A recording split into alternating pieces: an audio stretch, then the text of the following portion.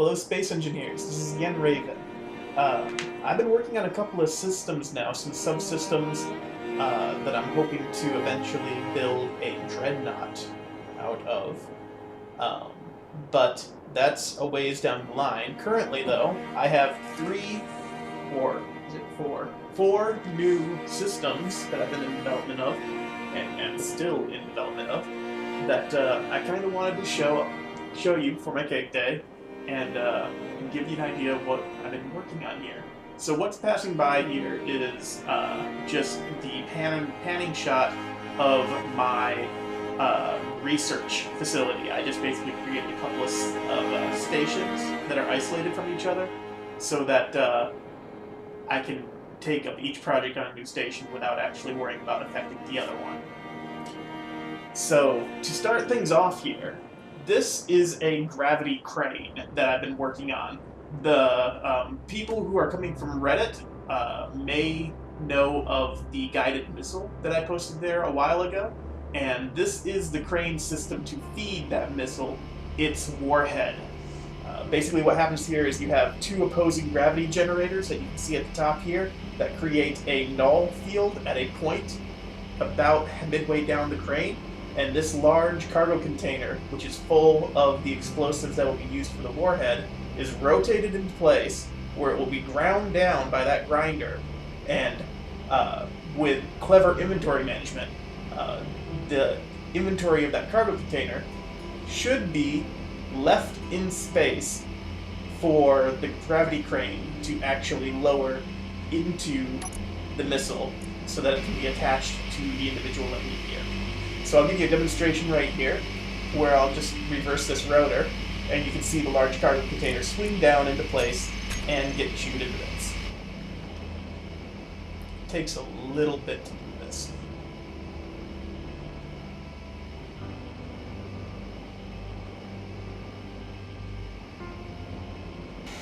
So the grinder, as you may know, actually eats up the inventory of the cargo container, if it can. So the clever inventory management is going to have that grinder only have enough available space in it for the large cargo container. So once it eats the last step of the large cargo container, there won't be any room left for its actual inventory, and hopefully, depending on how the order is that gets sucked into the grinder, hopefully that will leave the explosives in the gravity crane and not the construction components for the last step of the grinder.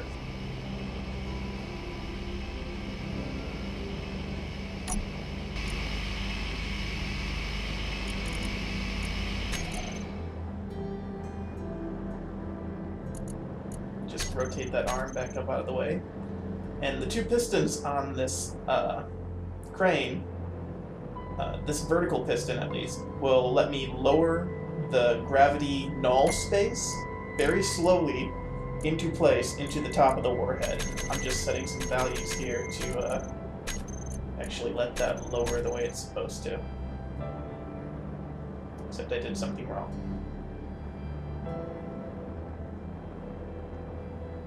Let's see here.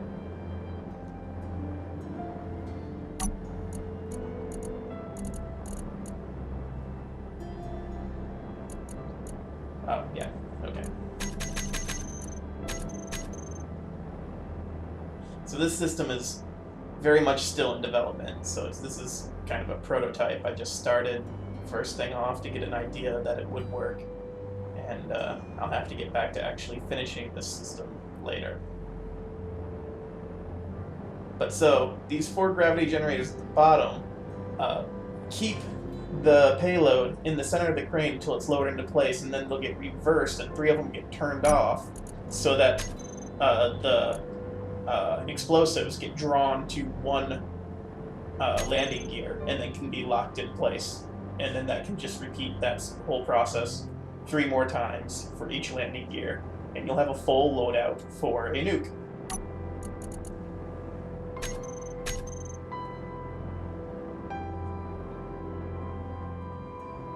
And once you have the nuke full, you can just retract this arm to get the loading mechanism out of the way.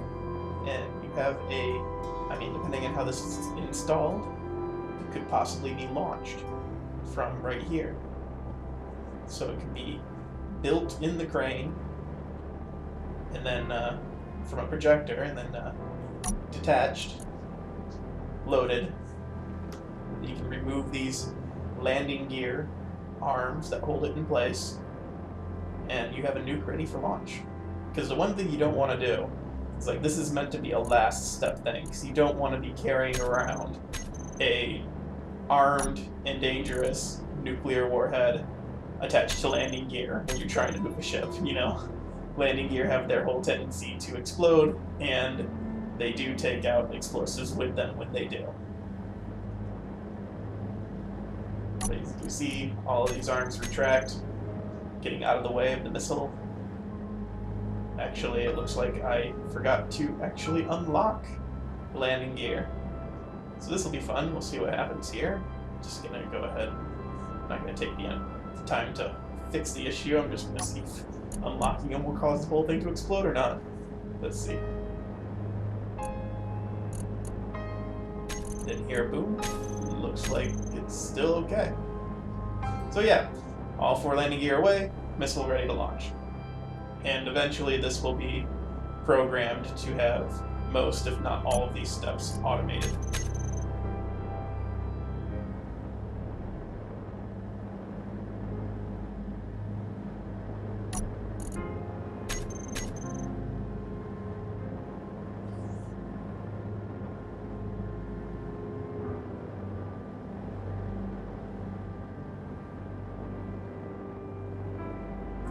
So yeah, what we have here is the Widomaker turret system. This is on its own isolated station as well, but these 3 red-eyed little spider-looking things in the front are what I call my Widomaker turrets. And the 2 kind of rounded structures in the back are observatories. And these work together to form a targeted turret system. So what you have there on that LCD where the numbers were flipping by is the observatories that I was looking at there. Those are feeding to that screen their intersection point, which is getting translated over to the Widomaker system, and you can see it flicking around at the top there along with a few other settings. So I can go up to this button panel then, and if I press this first button here, it sends the command to deploy the turrets, and they will start folding out of the armor or the hull of your ship. Takes a little bit. I don't have them on a very fast setting. But now they're folded out, and you can see that they automatically kind of turned in there and acquired the target that the observatories are pointing at. Each Widomaker turret here is actually holding 4 large ship rocket launchers, all of which are fed by a conveyor system. So reloading is as easy as any other turret. And if we go over here, I can open up the visors on the observatories. Each observatory has a blast shield visor in it to help prevent damage from actually happening to the camera system inside. And what you do here is, when I finally get it working, you take over an observatory camera, and I'm going to have to go to the programmable block to keep resetting my view. So I go over here, and I take over an observatory camera, and this one is the rear observatory, I believe. And now I can take over the remote control for that camera by hitting K. And now I have control over this observatory where left is left, right is right, but vertical controls are inverted like flight controls, so down is up, up is down. But I can turn it, and you can see the turrets kind of shaking and moving as they're trying to keep up with me. And now I'm... okay, get back into the turret here.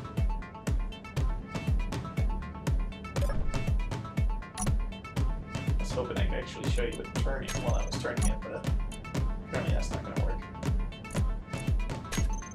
Okay, so I'm just going to go ahead and aim up here at this first target that I have set up. And so the rear turret, or the rear observatory, is aiming at this first target. And now I can take over this other observatory. So I'll grab that camera and grab that remote control. And now I can turn this in to aim at the other end of the target. And of course, I aim at the target where there's a turret in the way. Placement of these observatories is obviously going to be pretty important for this system. Right now in this whole test environment, I do not have them placed very well. As you see, the turrets, when they deploy, actually create blind spots. That's not very good. But now that they're deployed, you can press this button and they will begin firing. Now when you grab the camera here, you can go out and see that they are chewing right through that heavy armor, right through those targets.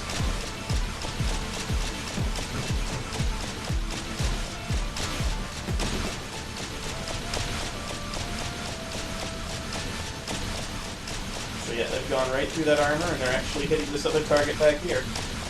And both of the generators have been destroyed. We've got a couple of other targets over here. So these can actually be updated in real time as well. If you hop into an observatory, you can move it and adjust where these turrets are firing in real time. So if I scroll down here to this other ship back here, you can see that some of the turrets are starting to there, but what I'm doing is, while I'm stretching this out, I'm actually increasing the range in which the turrets are firing to. So one turret is now turned down here, another one is at the midway point, and another one's aimed towards the frontish area. So you can actually control if you want to shoot the entire front half of a ship. I picked another one behind the blind spot, great. But you can choose if you want to shoot the entire front half of the ship, or if you want to shoot one specific spot on the ship, like you know where their engine room is, you can focus all the turrets on the ship towards that one spot to take out the engine room quickly. Or if you do not exactly know, but you think it might be in the front half, you can focus the fire on the front half while ignoring the back half of the ship. All of that's done in the targeting calculations. Right here, you just turn this off now. And that's the demo for the Widomaker system. So we'll just undeploy them here. And they'll just fold down into the deck like they were never deployed at all.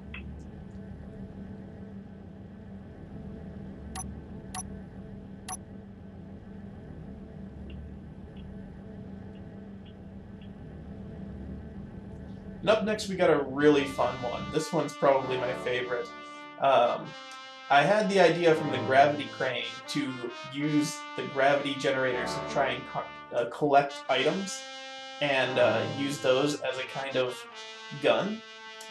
So what I have here is a particle cannon, which as it turns out has already been done before. I will include a reference to the original inventor in the details. I do not remember his name right now. But what I can do here is, this also has a targeting system set up to it on the turret, although it's not hooked into the observatory system. I can go up and paste in some GPS coordinates here and move those over into the vector 3 for the target of this gun.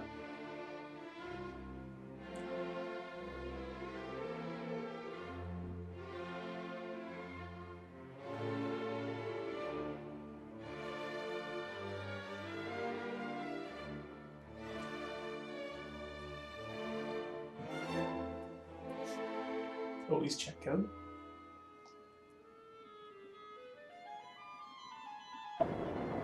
This initializes the computer with the timer block, and this first button will set it to deploy. So just like the other turret, this is designed to be folded into a deck somewhat. It does not fold completely under, because the pistons are not tall enough, but it would fold partially into a deck so that it can be covered up by some sort of deployable armor that could move out of the way, and it can raise up out of the deck and be used as a kind of capital ship weapon.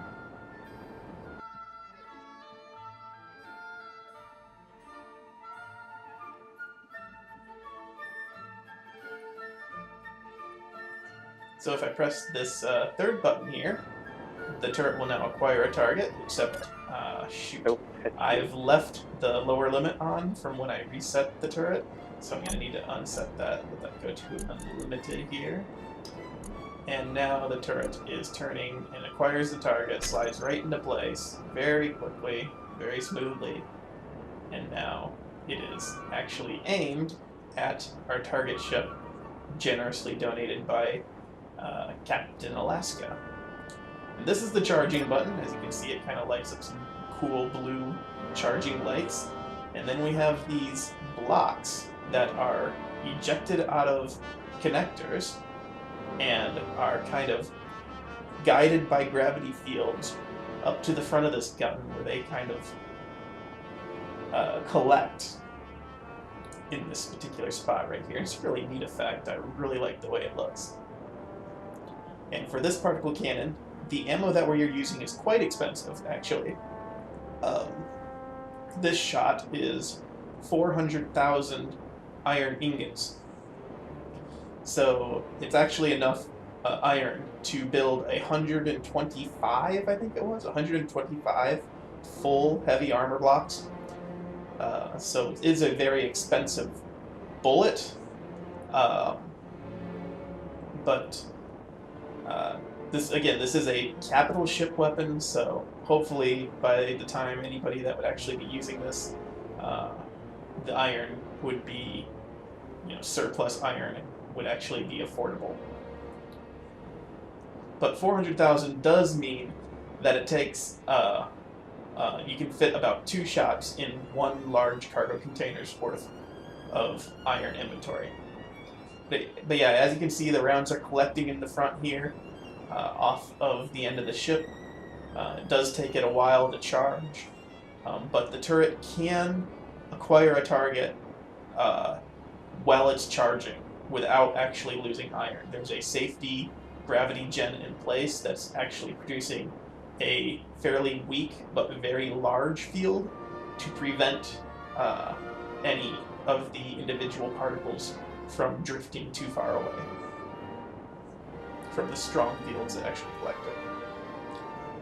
But once it's charged, we can go back to the control panel here, and we set it into its second mode, which is to compress all of the iron blocks into a more bullet-like shape.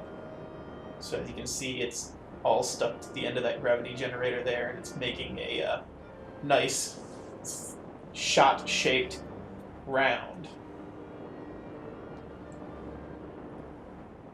And I'll get in place here, and we'll just fire it. You can see it get shot out, and now it's on its way. So we'll track it right here, and as you can see, the particles do spread out a little bit as the round is firing, but you'll see a little bit here that that's not really too much of a detriment. If they're compact like this, you can get a lot more armor penetration, and I missed. That is very sad. So let's we have to work on making that targeting system a little bit more accurate. I have hit ships at 15 kilometers with this particle gun, so it is capable of very accurate fire. I just apparently shot a bit too low. Don't really know why. But we'll go ahead and load up another round here. Just spawn in some more iron. Thank you, creative mode. And collect that, and we'll go over here to this cargo container because it is hooked into the conveyor system so that it can suck out of this cargo container its next round.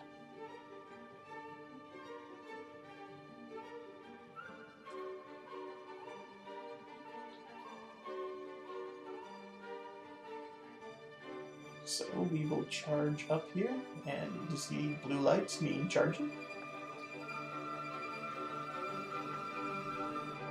I do really like this effect. Let's get in here and get pretty close.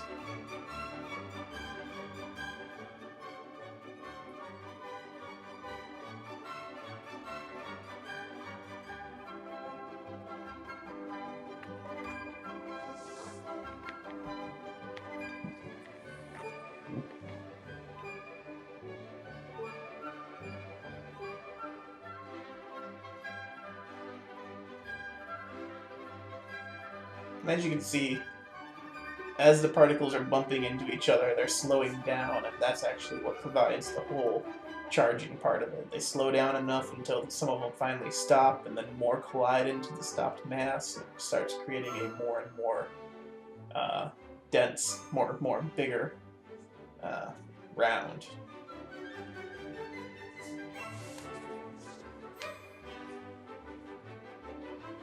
It is a very cool effect.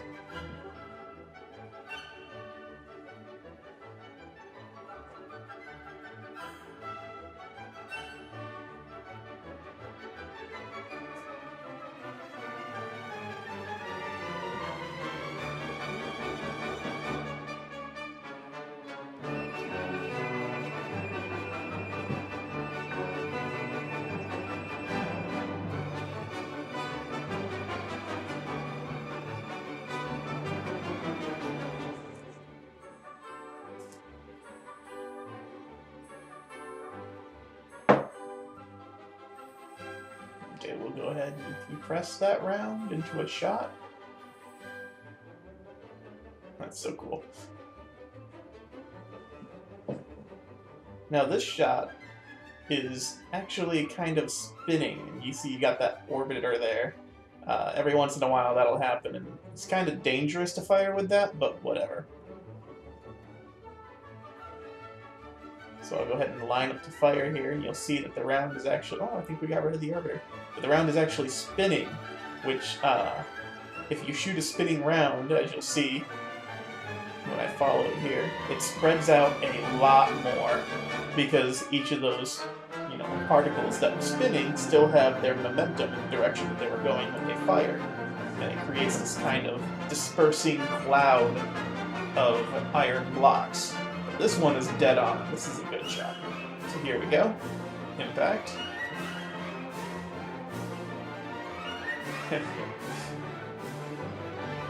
have to wait for the smoke to clear here.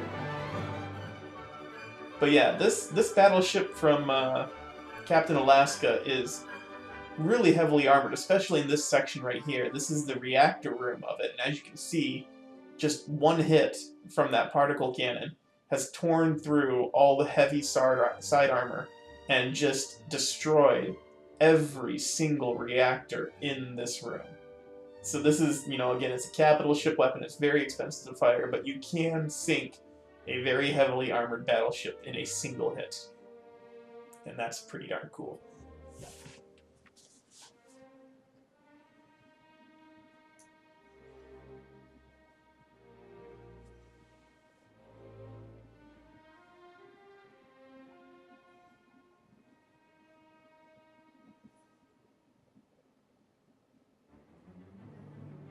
So I wanted to end off this video by actually launching off one of the nukes so that you can see the guidance system in flight and actually see the devastation that happens in a video. What follows is a record of my attempts to actually get that to work. At some point in the last couple of patches, something changed and the missile that I had created is no longer functioning as expected. So here is the compilation of my attempts. Thanks for watching. This is my first video, so please let me know how I did. Let me know if there's any questions you have about the systems or any suggestions you have for my videos. Thanks.